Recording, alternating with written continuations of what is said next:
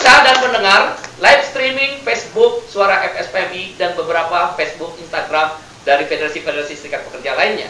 Kita akan dengarkan seorang anggota DPR yang selalu kita tidak salah adalah juga anggota balik daripada panja balik pembahasan RUU Cipta Kerja. Beliau adalah seorang tokoh buruh, bahkan masih menjabat sebagai salah seorang wakil presiden di KSPI dan deputi presiden di Federasi Serikat Pekerja Metal Indonesia atau FSPMI. Beliau sangat dekat dengan kalangan buruh dan masyarakat kecil lainnya. Turun ke dapur selalu dikenal dengan istilah Bang Obon, dan kita memanggil Bung Obon. Karena itu kita dengar ada dua pertanyaan Bung Obon di ujung Zoom sana. Yang pertama mungkin bisa diceritakan singkat saja, bagaimana proses yang terjadi di Balek. Mengapa keluar RUU Cipta Kerja menjadi Undang-Undang Cipta Kerja di klaster ketenaga kerjaan yang mayoritas, bahkan saya boleh katakan semua buruh merasakan ada downgrade, turun daripada nilai-nilai kesejahteraan itu. Pertanyaan yang kedua, Bung Obon, apa pandangan Bung Obon dan apa yang bisa dilakukan setidaknya sebagai anggota DPR atau mudah-mudahan DPR terhadap Omnibus Law ini? Apakah legislative review misal Bung Obon, atau mungkin melakukan revisi di tahun 2022 atau apa Bung Obon? Kami ingin mendengar pandangan dari Bung Obon Tabroni, anggota DPR RI 2019 sampai 2024. Silakan Bung Obon Tabroni.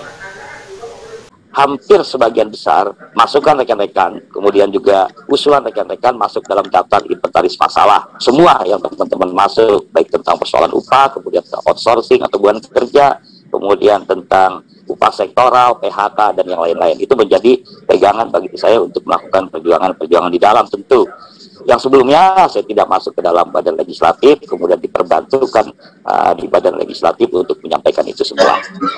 Proses berjalan dari klaster-klaster yang ada. Halo? Ya, halo? silakan Bung Obon. Apakah didengar dengan jelas? Dengar jelas, dengar Bung Obon.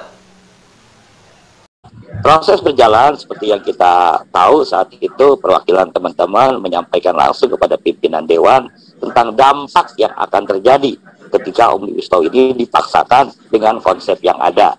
Di pembicaraan yang menjadi kesulitan adalah stakeholder itu terlalu banyak saat itu.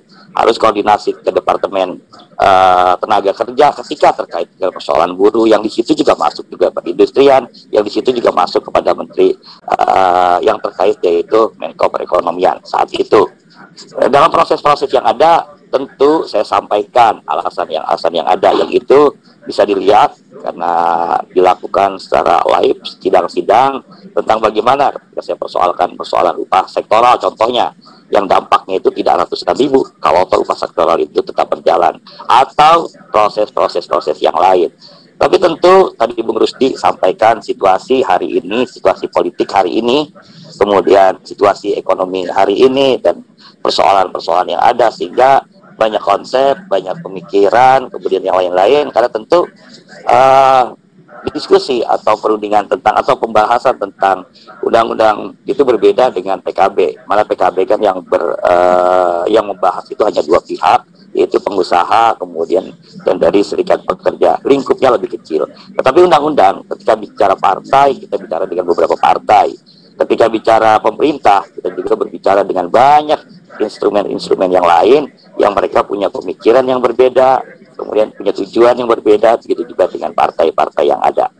Lanjut proses-proses yang ada, ya seperti yang teman-teman hari ini lihat, seperti yang teman-teman dapat hari ini, draft undang-undang tersebut lancar sampai dengan pembahasan di paripurna dengan segala persoalan yang ada.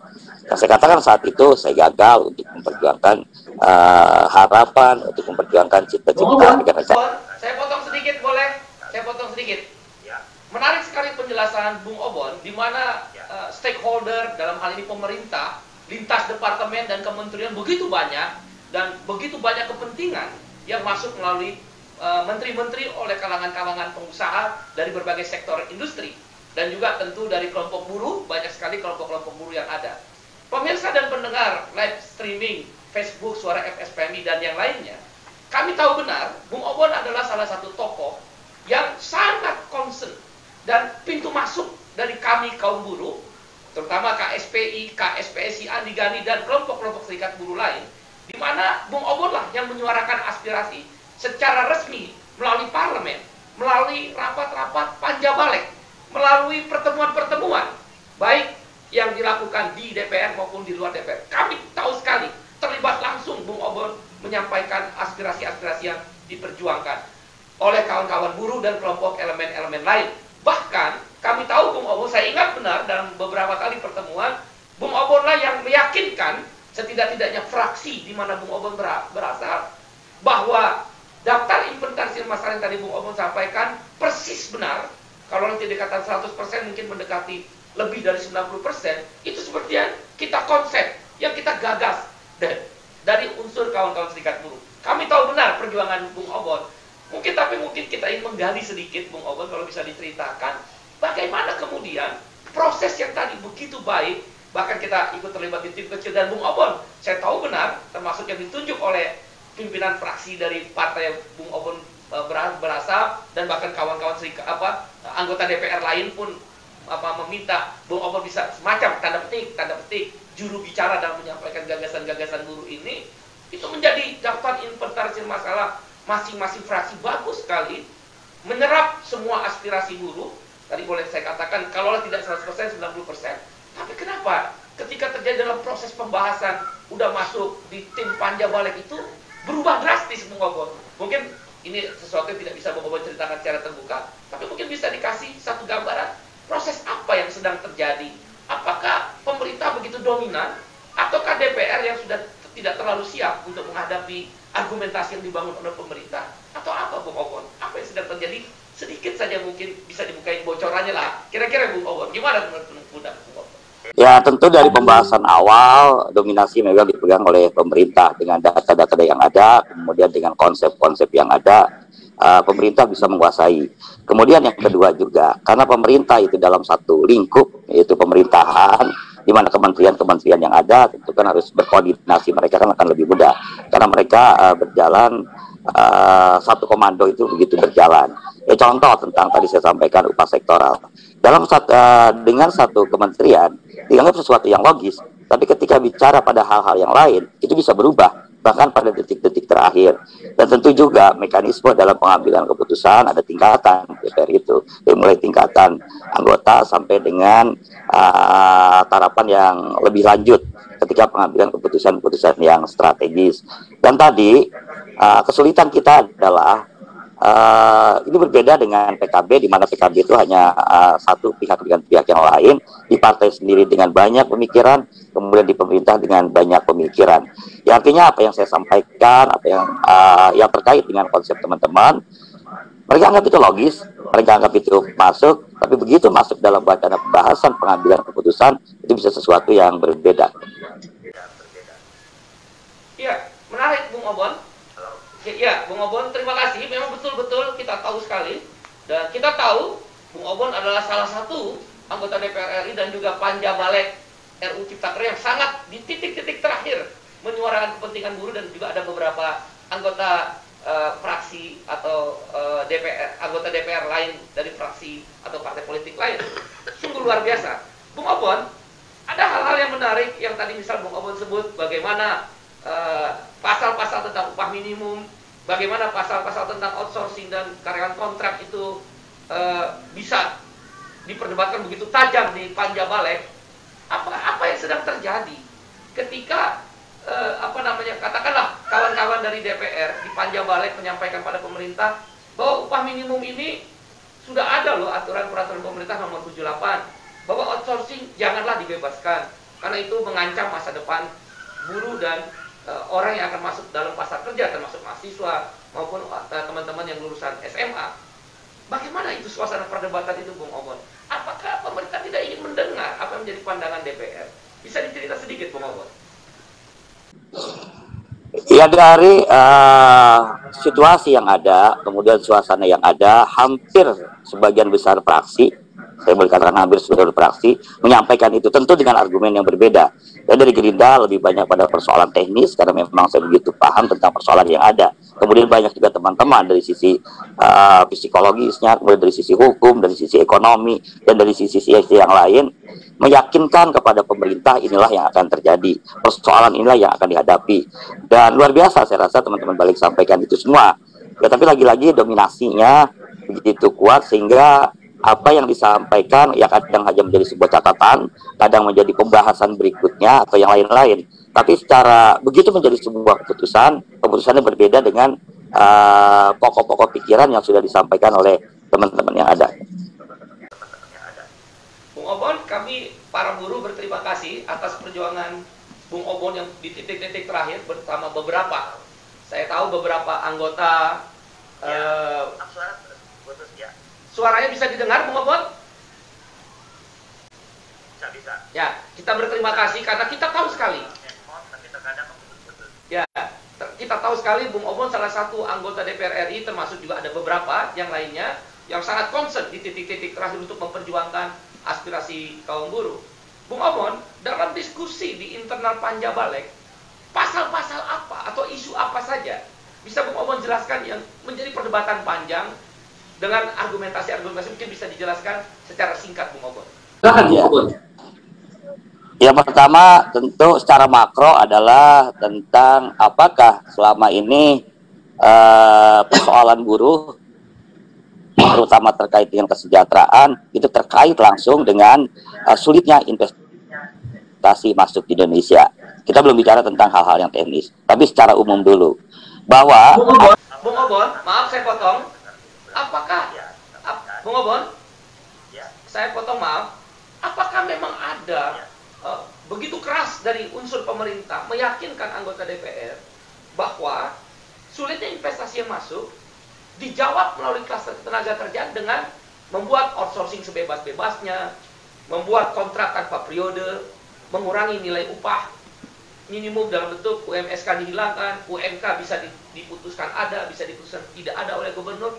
Apakah memang pemerintah dalam suasana itu sangat tanda petik menurut saya, kita bisa gunakan istilah yang lain, memaksakan kehendaknya kepada DPR? Apakah suasana itu terasa, Bung Obon, dalam isu-isu outsourcing, karyawan kontrak, upah minimum, pesangon, dijadikan dasar argumentasi yang kuat bahwa kalau ini berubah sesuai maunya pemerintah, maka investasi akan lebih mudah. Apakah ada itu suasana itu, Bung Obon? Ya, saya sambung apa yang saya sampaikan tadi bahwa persoalan tenaga kerja bukan salah satu faktor penghambat dari masuknya investasi. Banyak hal-hal yang lain terkait dengan infrastruktur, terkait perpajakan, imigrasi, dan yang lain-lain. Nah, sampai terakhir saya tidak mendapatkan memang data untuk membantah itu semua. Lebih banyak pada persoalan asumsi. Asumsi ketika ke depan undang-undang ini akan disahkan, maka dengan bla bla bla bla yang ada, kemudian dengan seolah undang-undang ini bisa menjadi sebuah pintu masuk yang segala macam itu yang sampai dengan hari ini memang belum terbukti masuknya investasi. Karena memang saya berkeyakinan bahwa persoalan tenaga kerja itu bukan persoalan yang utama, dan lebih banyak argumen pemerintah itu lebih banyak pada asumsi, bukan realitas yang ada. Tetapi lagi-lagi realitas yang ada kemarin itu ketika bicara tentang kekuatan, ketika bicara dengan realitas politik hari ini yang semua tahu, ya itulah yang terjadi. Dasar asumsi, data atau segala macam bukan menjadi sesuatu hal yang pokok sebagai sebuah bahan pembahasan. Banyak dari tim ahli yang menyampaikan data juga. Inilah data-data yang ada. Ya, tapi lagi-lagi itu suasana yang terjadi kemarin itu. Bung Obon, menarik kita melihat di beberapa pemberitaan media, baik televisi, radio, maupun online dan cetak, media online dan cetak, bagaimana tiba-tiba yang diagendakan dalam undangan DPR itu akan disahkan sidang paripurna RUU Cipta Kerja tanggal 8 Oktober 2020, tiba-tiba bergeser menjadi tanggal 5 Oktober 2020, dipercepat, hanya rapat pimpinan DPR terbatas. Saya tidak tahu apakah Bung Obon mengetahui atau ini, mungkin bisa dijelaskan sedikit kenapa itu terjadi. Bahkan apa yang sedang terjadi, Bung Obon? Kenapa kok DPR itu pindah-pindah hotel, dan bahkan hari libur Sabtu Minggu tanggal merah pun, tanda petik ya, saya bicara DPR sebagai lembaga, tidak orang per orang, kok seperti kejar tayang? Apa ada sesuatu, Bung Obon? Tapi kalau memang tidak bisa dijelaskan, mungkin bisa dikasih gambaran saja, Bung Obon.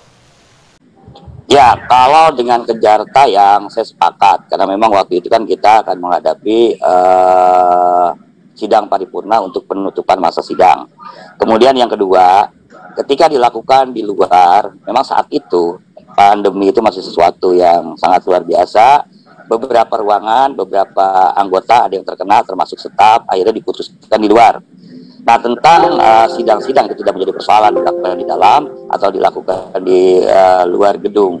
Kalau tentang lokasi atau tempat, tapi kalau tentang waktu, memang ya kalau dibilang kita ngap-ngapan juga kan. Hari ini lakukan sidang, kemudian di Tangerang, kemudian pindah segala macam untuk mengejar target yang ada. Nah, tentang perubahan jadwal sidang paripurna itu diputuskan dalam rapat musyawarah pimpinan yang terkadang memang ada perubahan-perubahan, ya dimajukan atau dimundurkan. Apakah indikasinya untuk mengejar tayang atau segala macam, ya mungkin teman-teman punya pandangan yang bisa melihat indikasi-indikasi yang ada. Tapi tentu kalau bicara tentang ruang, bicara tentang tempat, itu sesuatu yang biasa.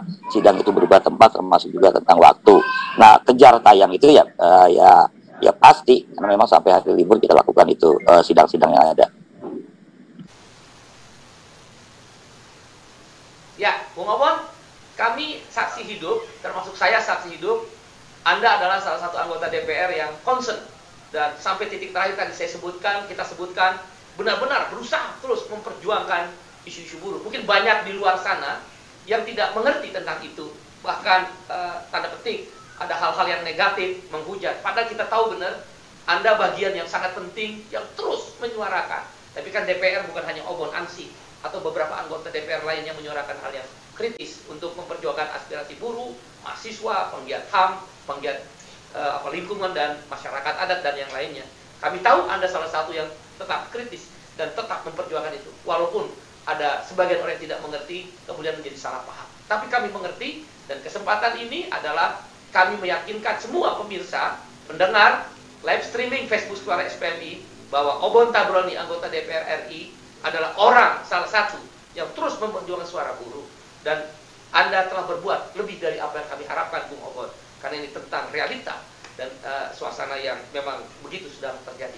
Bung Obon, terima kasih. Dan pertanyaan yang terakhir, apa pandangan Bung Obon dengan sebagai anggota DPR, tidak melekat fraksi, tidak melekat partai politik, sebagai anggota DPR, apa pandangan Bung Obon?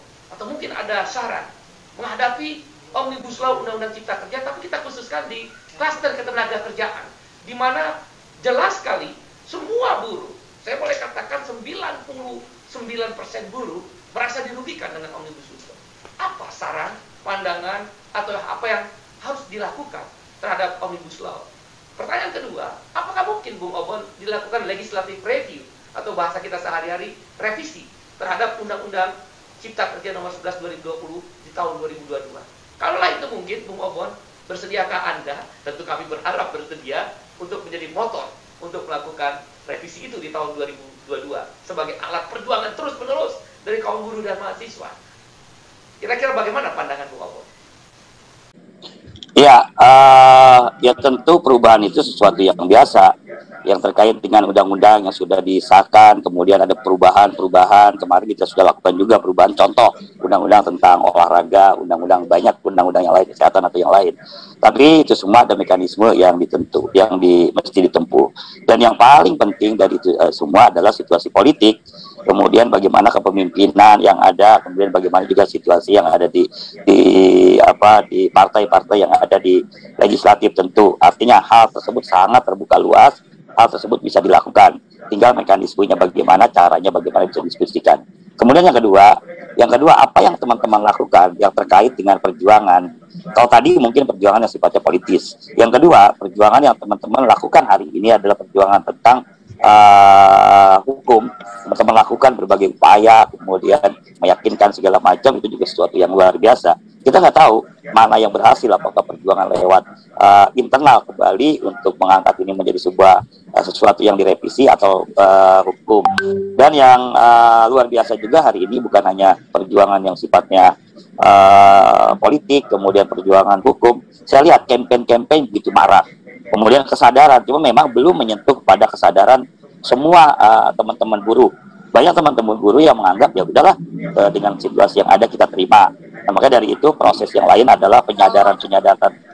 Proses penyadaran itu menjadi sesuatu yang penting, kemudian campaign menjadi sesuatu yang penting. Jadi jangan salah juga bahwa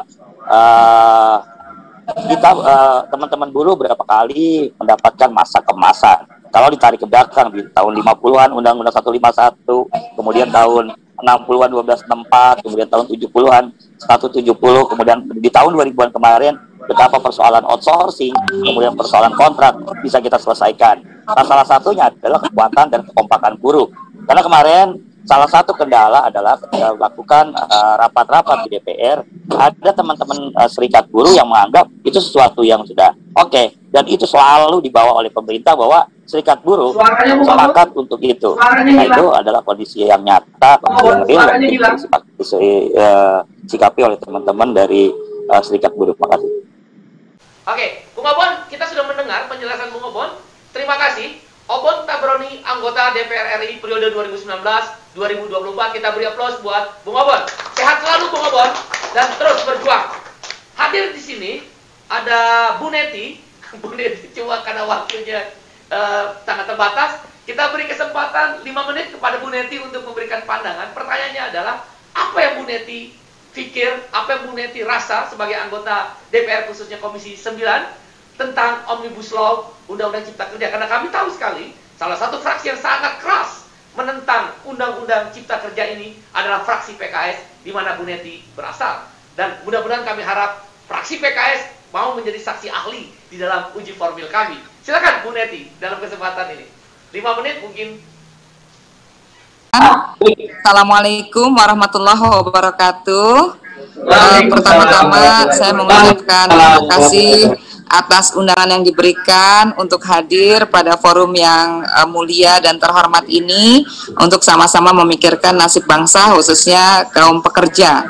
Dan tentu saja dalam kesempatan yang berharga ini, selain rasa syukur bahwa kita dipertemukan sebagiannya secara fisik dan sebagian lainnya kita bertemu secara online dalam layar kaca, mudah-mudahan tidak mengurangi semangat dan daya juang kita untuk terus menghadirkan kesejahteraan bagi kaum buruh dan pekerja. Izinkanlah saya atas nama pribadi dan juga keluarga besar PKS mengucapkan selamat Hari Buruh Internasional May Day tanggal 1 Mei besok ya 2021.